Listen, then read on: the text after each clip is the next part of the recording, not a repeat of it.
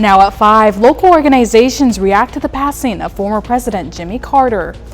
Plus, how local law enforcement is planning to keep the roads safe this holiday season, and automatic emergency braking can prevent accidents, and experts say it is working better than it ever has, but it needs to be better. I'm Chris Van Cleve in Phoenix. That story's coming up.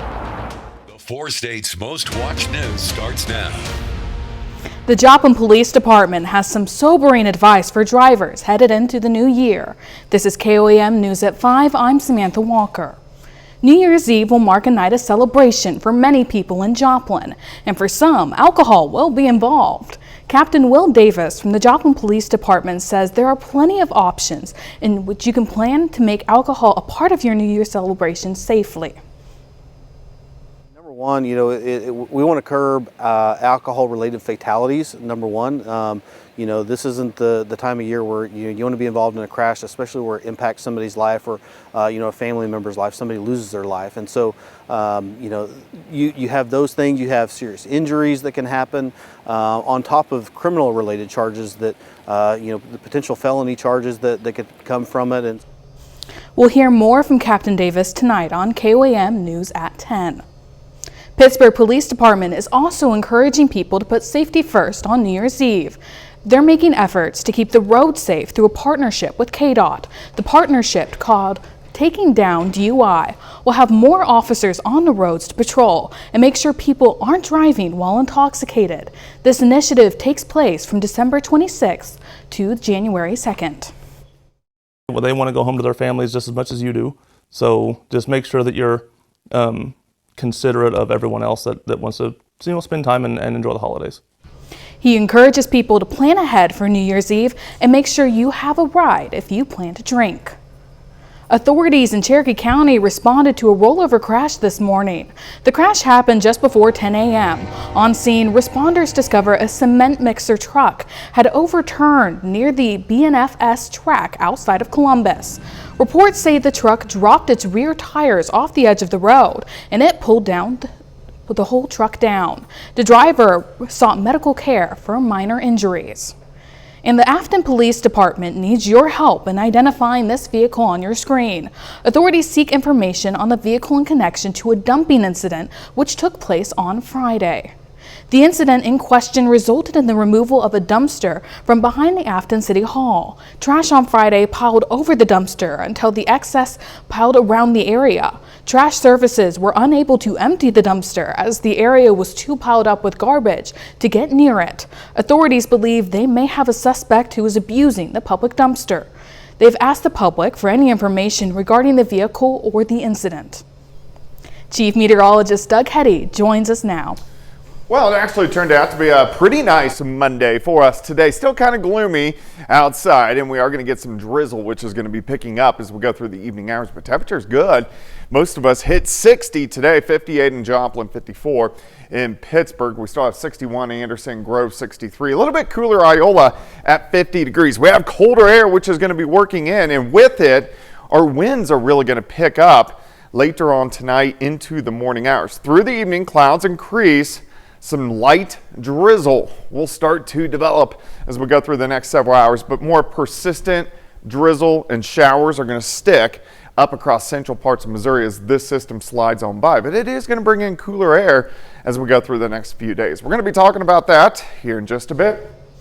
Thanks, Doug. Although President Jimmy Carter may no longer be with us, his legacy continues to live on. The 39th president dedicated much of his life to advocating for affordable housing, provide quality homes for those in need. Through the Jimmy and Rosalind Carter Work Project, he helped build and renovate over 4,000 homes. We spoke with Joplin residents to hear their thoughts and reactions following the passing of the 100-year-old leader. I'm very saddened. He was a great man. Yeah, it was a visionary. He was seeing alternative energy way before anyone else was realizing it. I hated to see him go. It kind of depressed me. He was a good man. Some local residents said although they weren't affiliated with the same party as the president, his hard work and dedication were undeniable. As the elder statesman of the most exclusive club in the world, President Carter got to know the presidents who followed him in the White House. Erica Brown is in Washington, D.C. with their reactions. President Biden ordered the flag at the White House and all federal buildings be lowered to half staff in tribute to the 39th president, Jimmy Carter. Millions of people all around the world, all over the world, feel they lost a friend as well, even though they never met him. And that's because Jimmy Carter lived a life measured not by words, but by his deeds. Biden's praise of Carter's character was echoed in the statements from the other living presidents. Former President Bill Clinton praised Carter for his tireless work to make the world a better place. Former President George W. Bush said that Carter dignified the office. And former President Barack Obama said Carter promised to always tell the truth. And he did, advocating for the public good, consequences be damned. Bravery lives in every heart, and someday it'll be summoned. Every time it was summoned, he stepped up. Every time, politically, personally, morally. President-elect Donald Trump, who'd been a vocal Carter critic, relayed a story to historian Douglas Brinkley about the two meeting in 2016. Immediately, Carter said to Trump, now I'm trying to save lives around the world, with the guinea worm, and we're doing this at the Carter Center, and I need a substantial gift of money from you. I love that. He guilted him, right? He guilted, and Trump said, that's the first time I ever figured out how he became president. Sunday, Trump said on social media, while he strongly disagreed with Carter, the late president worked hard to make America a better place. And for that, I give him my highest respect. Carter will lie in state at the U.S. Capitol next week. Erica Brown, CBS News, Washington. King Charles was among the many world leaders also remembering President Carter. He sent condolences, praising Carter's dedication and humility, calling it an inspiration to many. Still ahead, why remote workers say their social skills are declining. And next in Health Watch, how mutations in bird flu could make it more dangerous for humans. Trucking companies have teams of insurance adjusters, investigators, and injured in an accident. Call Aaron Sachs and Associates. Topping today's Health Watch, there's still no evidence of bird flu passing from person to person, but health experts warn that mutations of the virus could make it more likely to spread between humans. Meanwhile, the CDC is pushing back against claims that the U.S. isn't testing enough to get a handle on the virus. In today's Health Minute, Mandy Gaither has the latest on the virus and why some health officials are sounding the alarm. The CDC says genetic sampling from a patient in Louisiana recently hospitalized with the U.S.'s first severe case of H5N1 showed the virus likely mutated in the person, potentially allowing for it to be more easily spread to humans. But there's no evidence the virus has passed to anyone else. It's only a matter of time before one mutation by chance will be able to be spread from human to human. We don't know when that will be, but certainly the train has already left the station. The CDC has emphasized the risk to the general public has not changed and remains low, but some health experts say not enough is being done. I flash back to January of 2020, right, and I'm hearing the same words come out of the CDC. Like what? Low risk of human-to-human transmission. Now, our agencies are making the same mistakes they made with COVID. The CDC is pushing back against claims the U.S. isn't testing for the bird flu virus enough, saying comments about avian flu testing are out of date, misleading, and inaccurate. For now, health experts say people should be aware that if they've handled dead birds or sick animals, especially cats, for example, they've ingested raw milk, and they have flu-like symptoms, headache, sore throat, shortness of breath, cough, that they let their providers know, because time is money. They can get antivirals like Tamiflu that can really make the difference between getting really sick and not getting sick that much. For Health Minute, I'm Mandy Gaither. The CDC says it's testing asymptomatic people with high-risk exposure to avian flu, has a seasonal flu vaccination campaign underway for farm workers, and told hospitals to subtype flu viruses even after the end of flu season as part of a national monitoring effort. Norovirus cases are on the rise in some parts of the U.S. The CDC says there were more than 80 outbreaks reported during the first week of December, up from 69 the last week of November. Norovirus is the leading cause of foodborne illnesses in the nation. It spreads from sharing utensils, food, water, and contaminated surfaces. Health officials recommend you wash your hands often and disinfect surfaces, disinfectants to help protect from the virus. A new drug could bring hope and rest to millions who suffer from a major sleep disorder. The FDA approved the Eli Lilly drug known as Zepbound or tirzepatide to treat sleep apnea. Working from home may be a perk, but new research shows it might not be as beneficial for your social skills. An online poll found 1 in 4 remote workers say their social skills have declined since working from home. Out of 1,000 U.S. workers surveyed, millennials seem to be the age group struggling the most. Social issues include starting a conversation and keeping eye contact. Working from home also makes some feel more isolated. That's a look at today's top health news. A little later, and how automatic emergency braking works to prevent accidents. Plus, our temperatures are really going to cool down and maybe some winter weather. We're going to look at that coming up. Professional people, professional service. Did I say pizza? Yes, I did. And now, get 2 mega slices for just $6. It's not crazy, it's Casey's.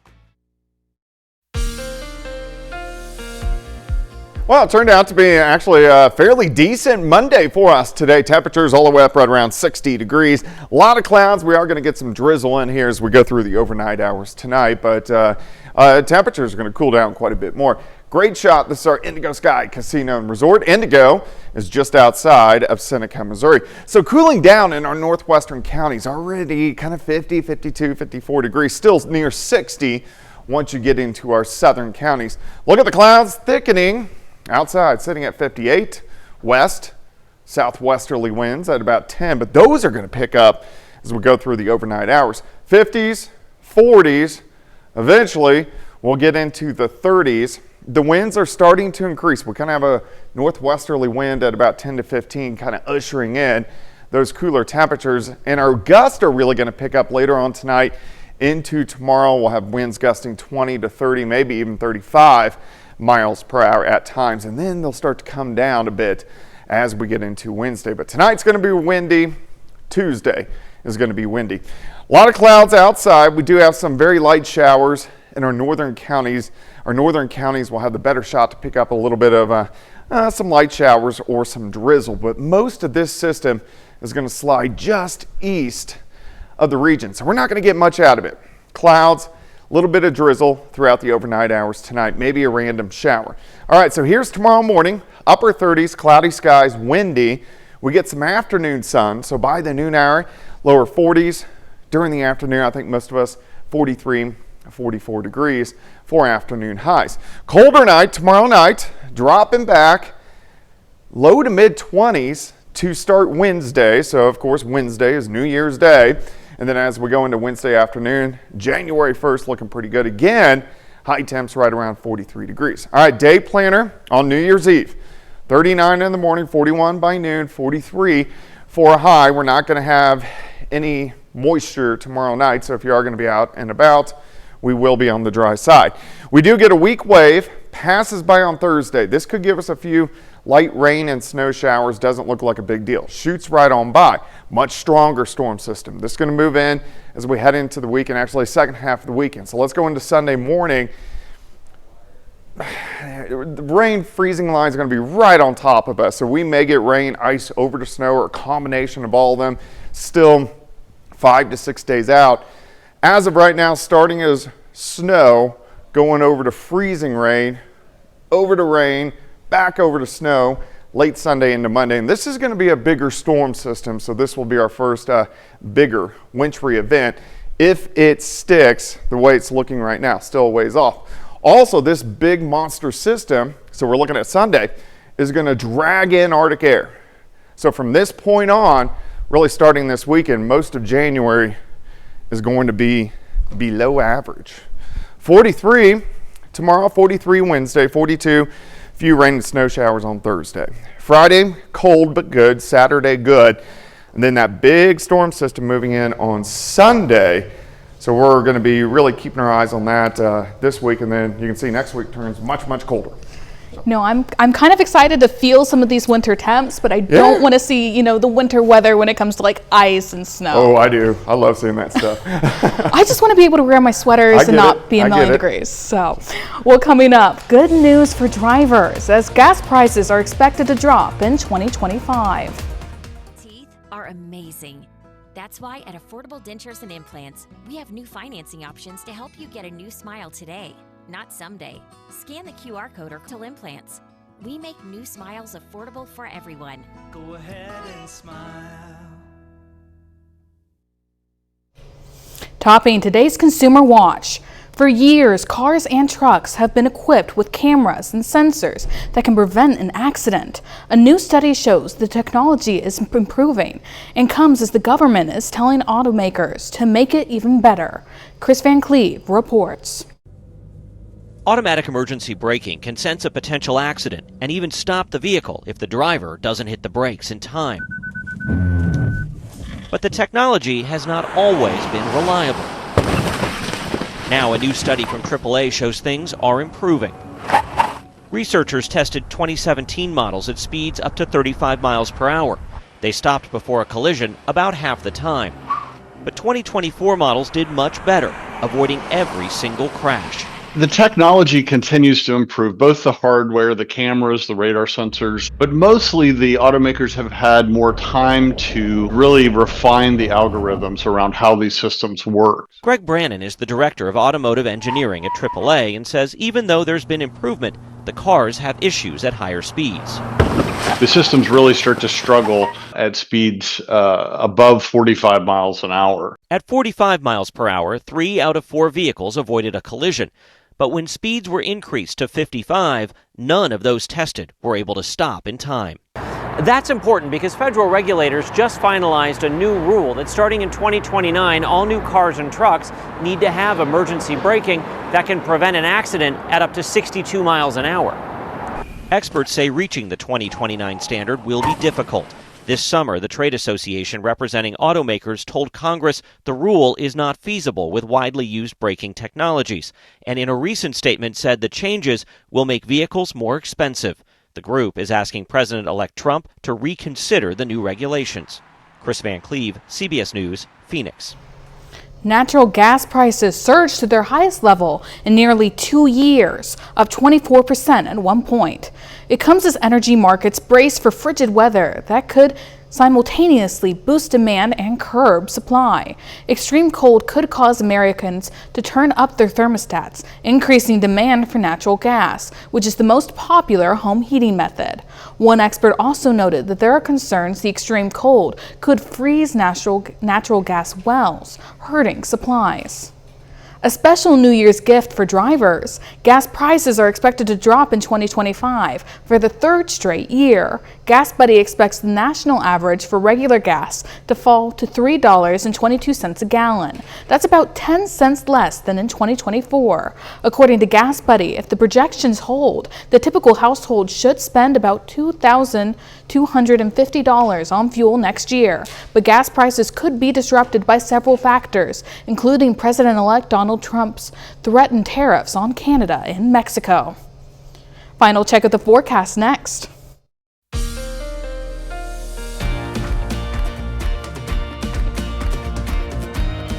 Captioning is brought to you by AutoInjury.com and the law offices of Aaron Sachs. Dwight Brentforder, a four-state hero. Up next on the CBS Evening News, this past year has shone a light on the explosion of online romance schemes, targeting those looking for love. A look at congressional involvement to stop it. Then on KOAM News at 6, we'll have more on the efforts to curb DUIs this New Year's. Plus, local organizations react to the passing of Jimmy Carter. And a Seneca High School softball player makes her college commitment. Stay with us for the CBS Evening News and then KOAM News at 6. Of all the days of the year, today is not the time to say, hold the bacon. That's because it's National Bacon Day, and bacon lovers are expected to celebrate it either at breakfast, perhaps with a side of eggs or toast. People sprinkle bacon on their sandwiches, soups, appetizers, even some cocktails like to include it. The United States and Canada make bacon from the pork belly, and on average, about half of all Americans eat at least 1 pound of bacon each year. I do like bacon. I mean, not gonna lie. If any a day to celebrate. So, any final weather notes? Well, yeah, we're going to turn colder, so it's going to be windy, cloudy, on and off drizzle for us tonight. A little bit of sunshine tomorrow afternoon. Little system on Tuesday, but then things really take a turn this weekend. Bigger storm system moving in on Sunday. Okay, well, thanks, Doug. Thanks for joining us. The CBS Evening News is next. Of course, we'll be right back here for KOAM News at 6. We'll see you then. Let's make it a great evening.